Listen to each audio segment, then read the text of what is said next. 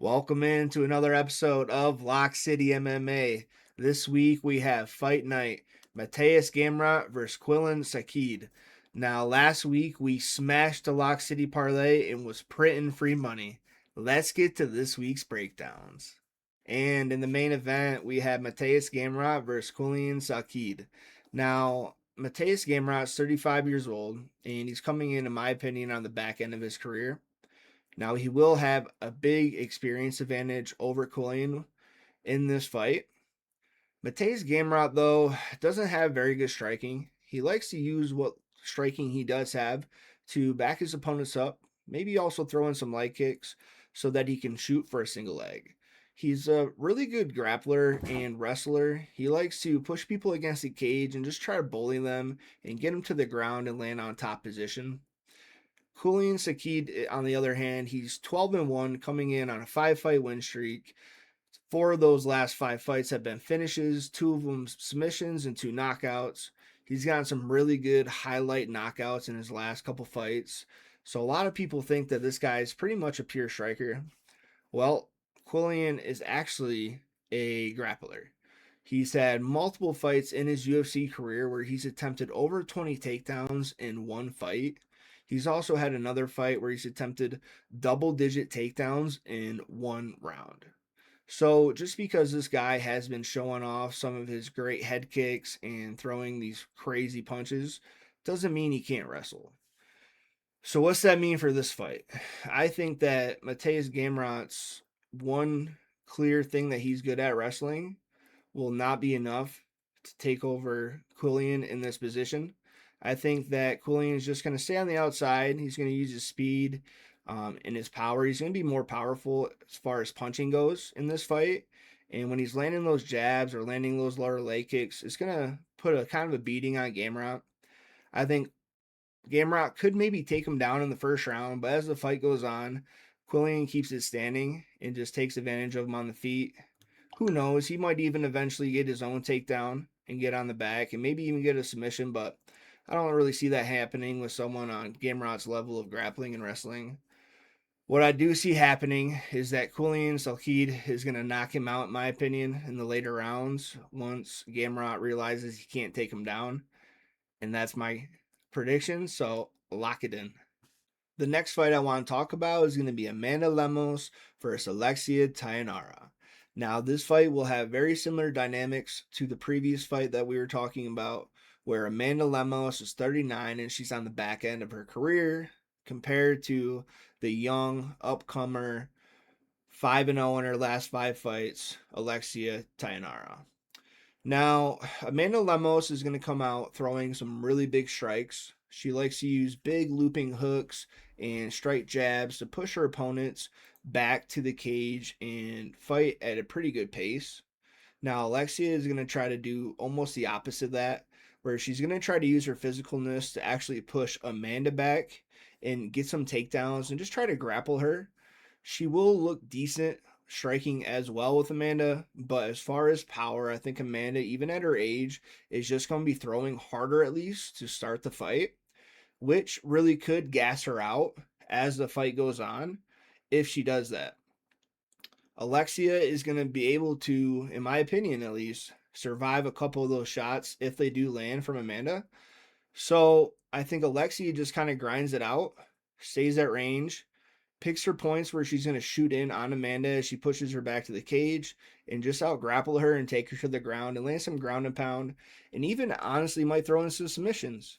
I could see Alexia winning by submission, but Amanda Lemos has proved from her previous fights that she's really hard to submit. So my official prediction for this is going to be Alexia winning by decision. Lock it in. This might be one of the best fights on the card. We have Ty Miller versus Billy Ray Goff. Now, Ty Miller is coming in as an undefeated prospect at 7-0 with 2 knockouts in his last 4 wins, so you know he has some heavy hands. He has some really good boxing combos and he strikes with a lot of volume. He's quick and he's fluid on his feet, and he just uses his timing really well to land big shots on his opponent. Now, he has gone to decision in some of his last couple fights. So, what that shows us is that he does have some decent cardio to where he probably won't fade in those later rounds.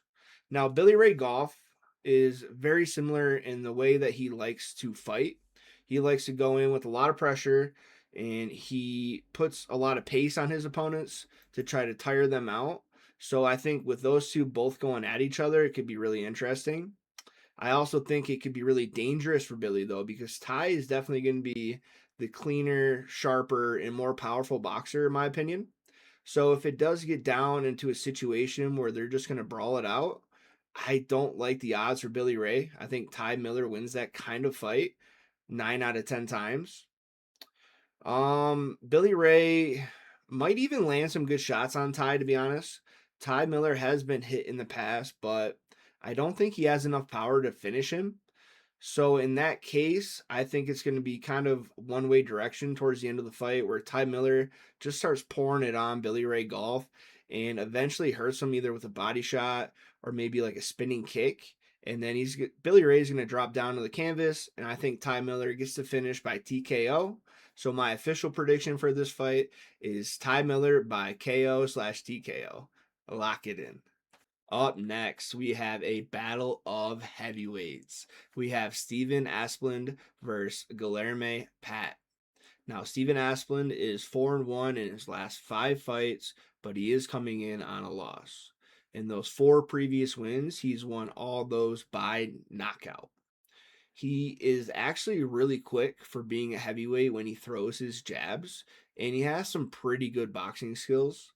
He likes to kind of bring his opponents to the center of the ring and make it a brawl, which is kind of the opposite of what Pat likes to do. Pat is coming in, like I said, 4-1 in his last 5, but he's also coming in on a loss as well. Now, only 2 of his wins in his previous 4 wins have been knockouts, and the other 2 have been decisions.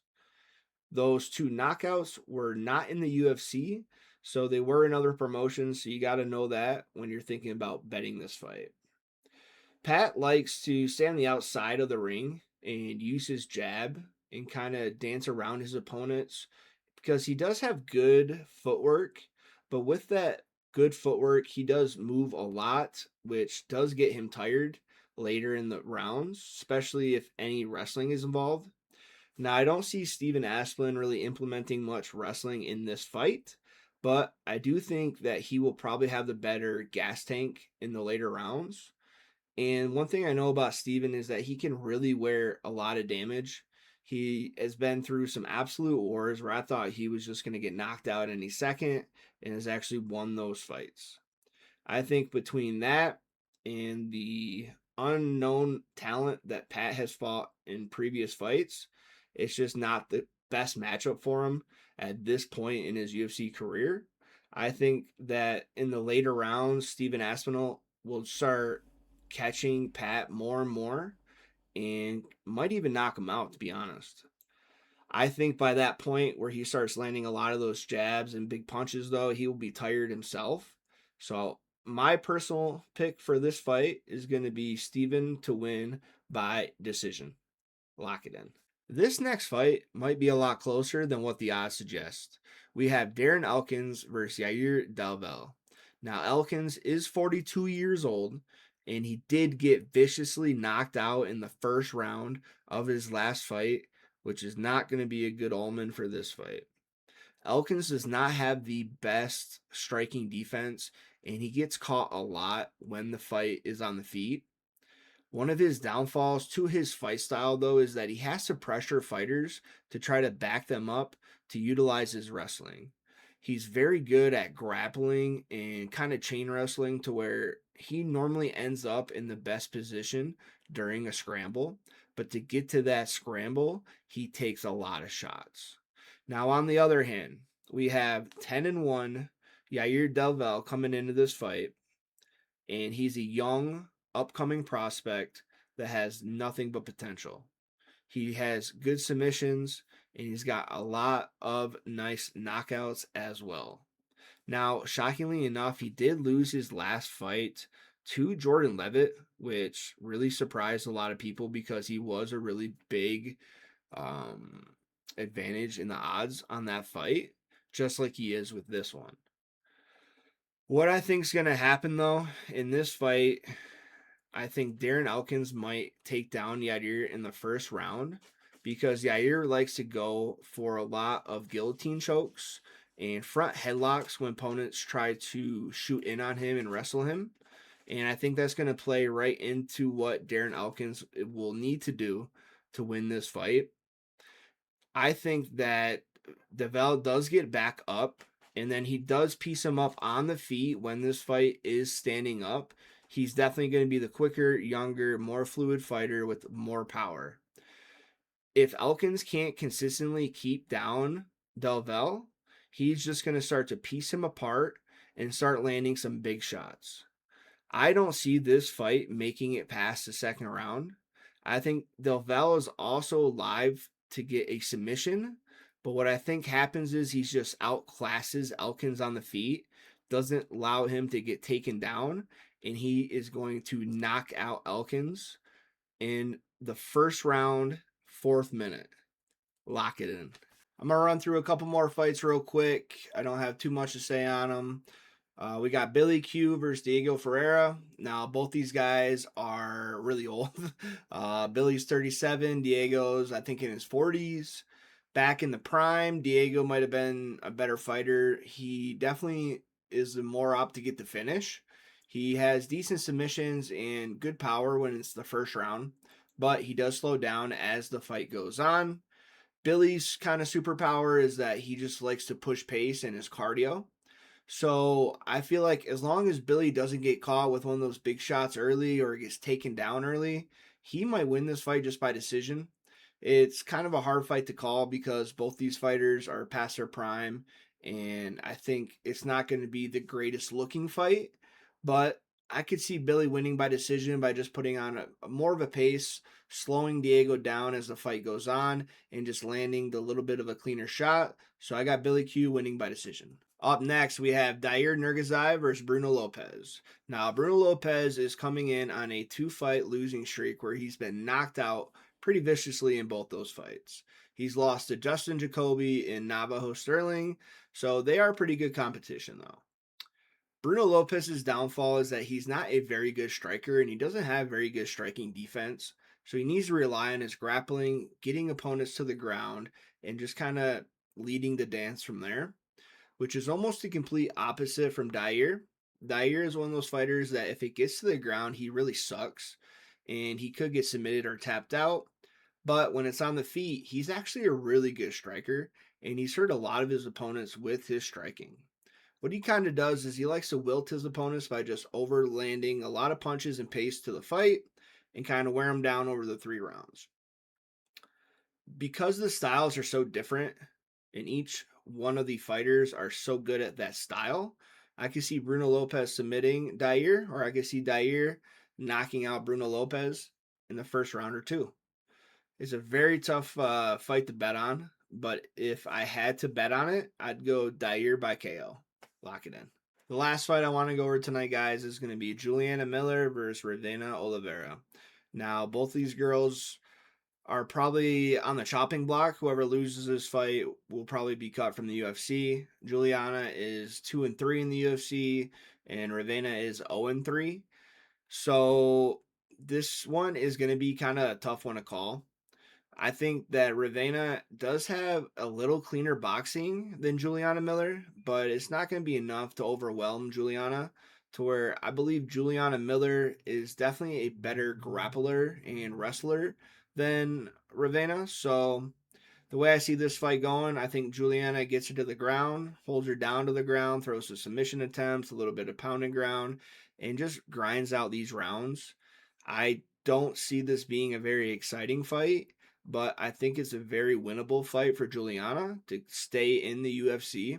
Her grappling and submission game is pretty good, and I think it will be the difference in this fight. I have Juliana Miller winning this fight by submission. Lock it in. Big thank you to everyone that made it to this point in the video. If you don't mind, please drop a like on the video. It kind of motivates me to keep doing these because I'm very busy and it takes a lot of my free time. And if you don't mind subscribing to the channel, it'd be much appreciated. So let's get into it. Printing free money this week, we got the Lock City Parlay with Alexia, Ty, and Steven for a plus 138. Shooting for the stars. This is going to be the big parlay this week, guys. Plus 947. You guys see the names on there. I think they're all very winnable fights. Beers for the boys is one of my favorite parlays. We got Quillen, Yair, Alexia, Ty, and Steven for a plus 367. And if you guys want to get squirrely this week, I got that knockout parlay. Ty Miller and Yadir both knocking out their opponents for a plus 329.